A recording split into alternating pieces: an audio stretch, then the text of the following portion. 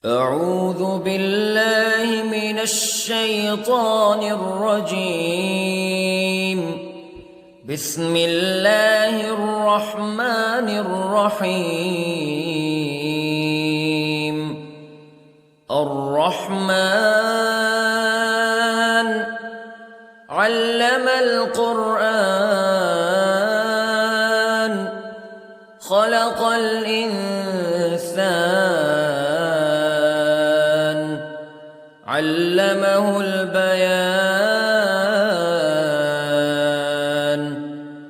الشمس والقمر بحسبان والنجم والشجر يسجدان والسماء رفعها ووضع الميزان ألا تطغوا في الميزان وأقيموا الوزن بالقسط ولا تخسروا الميزان. والأرض وضعها للأنام فيها فاكهة والنخل ذات الأكمام والحب ذو العصف والريحان فبأي آلاء ربكما تكذبان. خلق الإنسان من صلصال كالفخار وخلق الجان من مارج من نار فبأي آلاء ربكما تكذبان. رب المشرقين ورب المغربين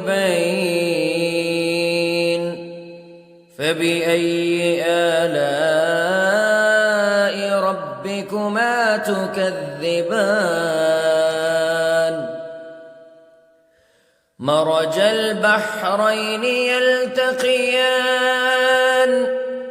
بينهما برزخ لا يبغيان فبأي آلاء ربكما تكذبان. يخرج منهما اللؤلؤ والمرجان فبأي آلاء ربكما تكذبان. وله الجوار المنشآت في البحر كالأعلام فبأي آلاء ربكما تكذبان. كل من عليها فان ويبقى وجه ربك ذو الجلال والإكرام فبأي آلاء ربكما تكذبان. يسأله من في السماوات والأرض كل يوم هو في شأن فبأي آلاء ربكما تكذبان. سنفرغ لكم أيها الثقلان فبأي آلاء ربكما تكذبان.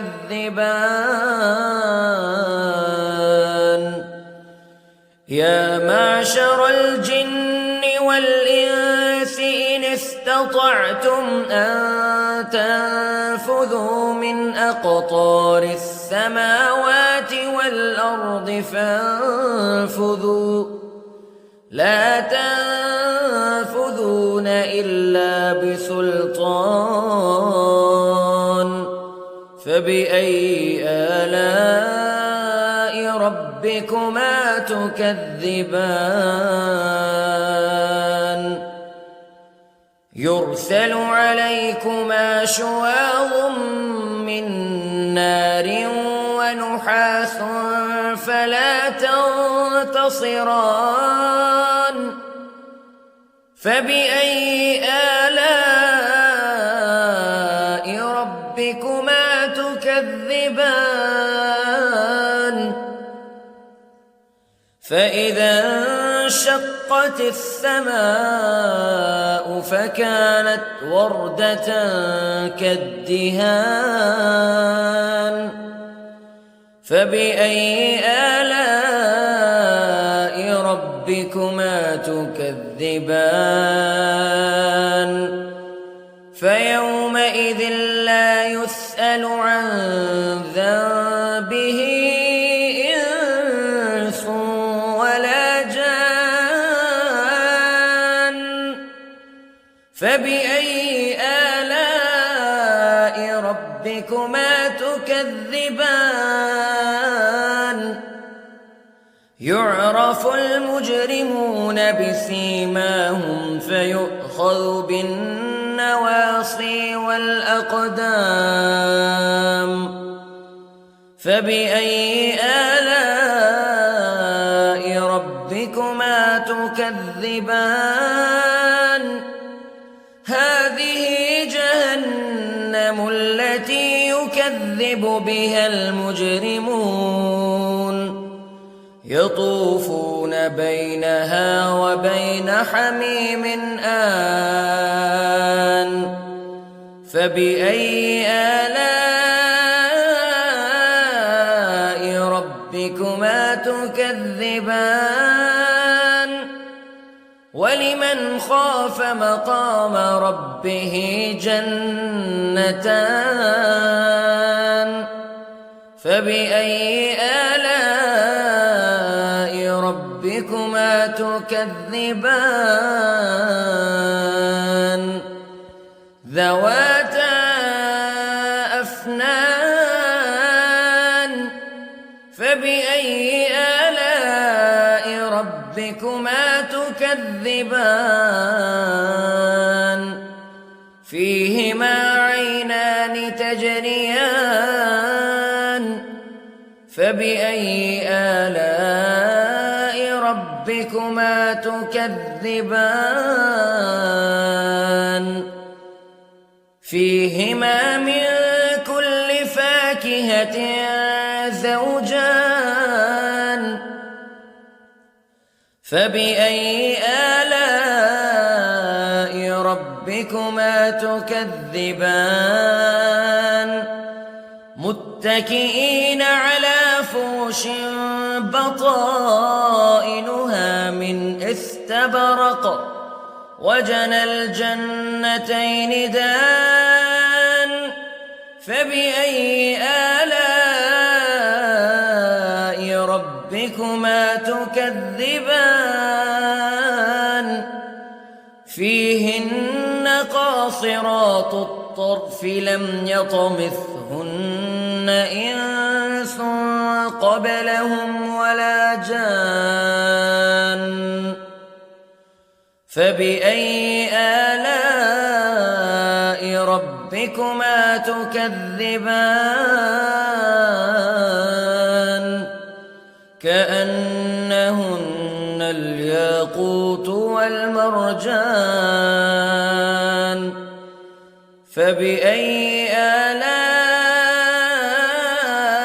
ربكما تكذبان هل جزاء الإحسان إلا الإحسان فبأي آلاء ربكما تكذبان ومن دونهما جنتان فبأي آلاء ربكما تكذبان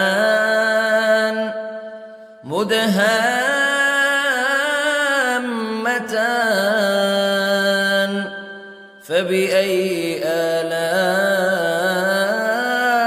ربكما تكذبان فيهما عينان نضاختان فبأي آلاء ربكما تكذبان فيهما فاكهة ونخل ورمان فبأي آلاء ربكما تكذبان فيهن خيرات حسان فبأي آلاء ربكما تكذبان حور مقصورات في الخيام فبأي آلاء ربكما تكذبان لم يطمثهن إنس قبلهم ولا جان فبأي آلاء ربكما تكذبان متكئين على رفرف خضر وعبقري حسان فبأي آلاء ربكما تكذبان تبارك اسم ربك ذي الجلال والإكرام